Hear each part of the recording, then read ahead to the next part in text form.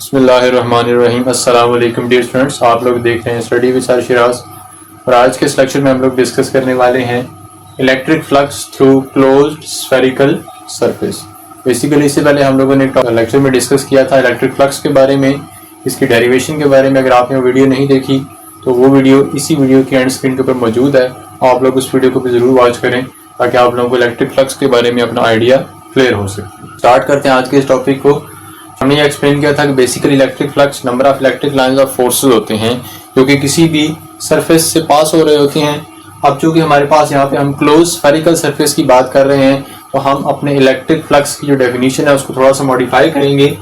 It's the number of electric lines of forces passing through spherical surface due to charge enclosed in it. Basically हमारे पास ये electric lines of forces short form में लिखा है। Basically हमारे पास अगर हम एक क्लोज स्फेरिकल सरफेस की बात करते हैं तो किसी भी एक क्लोज स्फेरिकल सरफेस के अंदर से पास होने वाली जो number of electric lines of forces हैं because of the charge enclosed in it, that is basically known as the electric flux through close spherical surface. जैसे हमने यहाँ पे एक सरफेस को शो किया है जिसके अंदर हमारे पास दरमियान में ये चार्ज प्लस क्यू मौजूद है और चूंकि ये प्लस चार्ज है, इलेक्ट्रिक लाइंस ऑफ फोर्सेस इस फील्ड चार्ज से बाहर की तरफ मूव करेंगी। जितनी इलेक्ट्रिक लाइंस ऑफ फोर्सेस इस क्लोज सरफेस के अंदर से पास करेंगी उतना ही हमारे पास क्या होगा, हम कहेंगे कि इसका इलेक्ट्रिक फ्लक्स है। सो अब हम लोगों ने ये देखना है कि हमारे पास हम डेरिवेशन कैसे कर सकते हैं इस डायग्राम के लिए या हमारे पास इस क्लोज स्फेरिकल सरफेस के लिए इलेक्ट्रिक फ्लक्स की। तो सबसे पहले हम लोगों ने स्टेप वाइज, मैंने सारे टॉपिक को स्टेप वाइज डिवाइड किया है। आप लोगों ने वैसे ऐसे पॉइंट वाइज जो है नोट डाउन करना है, पेपर में भी इसको इसी तरह से लिखना है। तो सबसे पहला हमारे पास स्टेप क्या है कि हमने एक क्लोज स्फेरिकल सरफेस ड्रा की है जिसके सेंटर में हमारे पास एक चार्ज है जो कि हमारे पास प्लस क्यू चार्ज हम लोगों ने लिया है। अब हम लोगों ने क्या करना है कि divide whole sphere into small pieces so that each has a flat surface with areas A1, A2 up to AN। अब बेसिकली हम लोगों ने क्या किया कि हमारे पास जो सारी क्लोज स्फेरिकल सरफेस थी, जो सारा सर्कल था, अब हमने क्या किया है कि हम एक ही बार इसका फ्लक्स नहीं निकालेंगे बल्कि हम लोग क्या करते हैं इस सारे स्फीयर को या सारे सर्कल को बहुत छोटे छोटे पोर्शंस में डिवाइड करते हैं। फिर भी हमारे पास स्मॉल पोर्शंस आएंगे स्फीयर के सरफेस के, उन सब का जो हमारे पास इलेक्ट्रिक फ्लक्स है वो अलग अलग हम फाइंड आउट करेंगे। पोर्शंस का हमारे पास फ्लक्स आ जाएगा, उन सारे फ्लक्स को हम सम करें तो हमारे पास जो टोटल फ्लक्स होगा या टोटल इलेक्ट्रिक फ्लक्स होगा इस क्लोज स्फेरिकल सरफेस का वो फाइंड आउट हो जाएगा।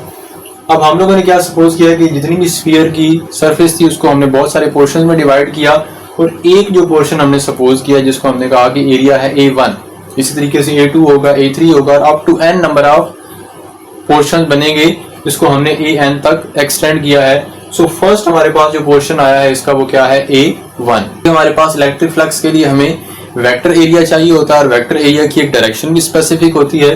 तो हम लोगों ने इसकी डायरेक्शन जो है वो इसको आउटवर्ड सपोज किया है जो कि यहाँ पे ये एरो आउटवर्ड शो कर रहा है। तो ये हमारे पास हो गया vector area A1। Point number 2 क्या है कि electric intensities through small portions are E1, E2 up to EN directed outward. पहले मैंने एक्सप्लेन किया कि चूंकि हमारे पास पॉजिटिव चार्ज है और पॉजिटिव चार्ज की वजह से जो इलेक्ट्रिक लाइंस ऑफ फोर्सेस होती हैं वो बाहर की तरफ मूव करती हैं। तो हम लोग ने ये सपोज किया कि जो एरिया हमने स्मॉल सपोज किया है A1 उसके अंदर से जो इलेक्ट्रिक इंटेंसिटी पास हो रही है वो उसकी वैल्यू हमारे पास क्या है E1 और उसकी भी डायरेक्शन क्या है outward because of the positive charge.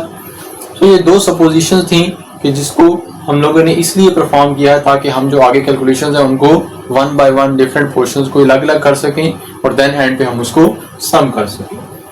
अब पॉइंट नंबर 3 हमारे पास क्या है, distance of all areas is same so all the electric intensities E1, E2 are equal to each other, जिसको हमने क्या सपोज किया है कि हम लोगों ने सपोज कर लिया कि इसकी वैल्यू है E।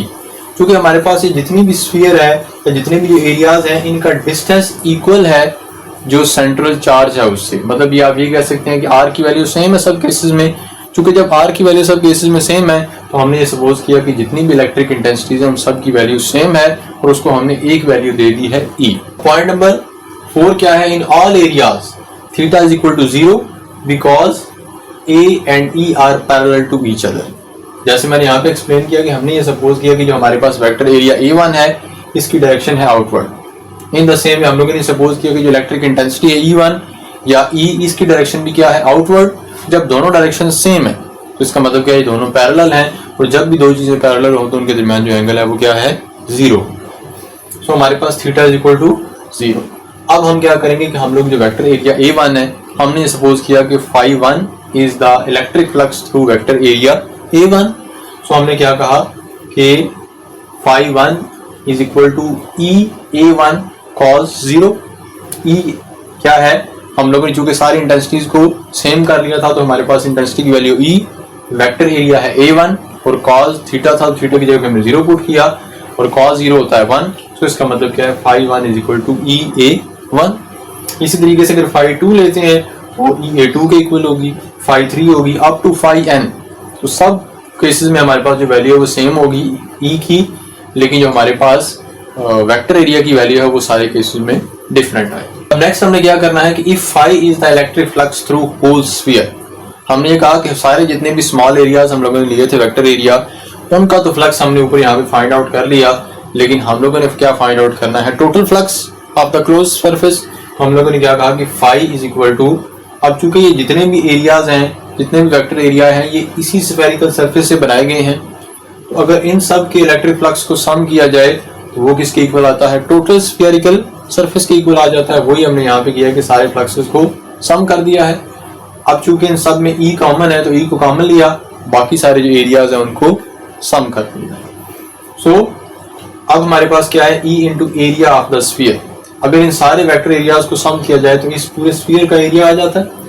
इसी वजह से हमने क्या लिखा है कि E into area of the sphere. और आप लोगों को पता है मैथमेटिक्स के अंदर कि जो स्फीयर का एरिया होता है उसका फॉर्मूला क्या होता है, 4πr²। सो हमने 4πr² पुट कर दिया। अब हम लोगों ने लास्ट जो टॉपिक था इलेक्ट्रिक इंटेंसिटी वाला, उसमें हम लोगों ने डिस्कस किया था कि electric intensity E is equal to KQ/r²। ये हमने क्या पुट कर दी, यहाँ पे K की वैल्यू पुट कर दी, कूलम्स कांस्टेंट की 1/4πε0।